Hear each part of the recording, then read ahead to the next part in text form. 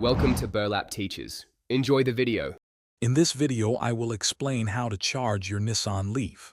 First, locate the charging ports on the front of your vehicle. You'll see two different types. Next, identify the charging cable that came with your car or the one available at a public station. Finally, connect the appropriate cable firmly into the correct port until it clicks into place, initiating the charging process.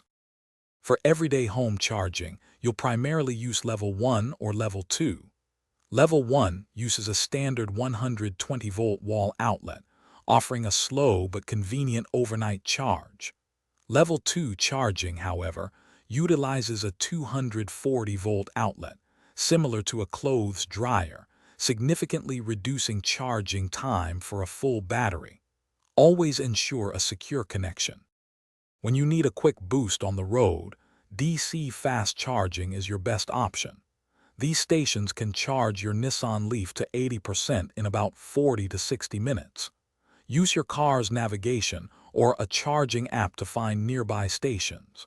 Remember to use the CHAdeMO connector, which is specifically designed for your Leaf fast charging port.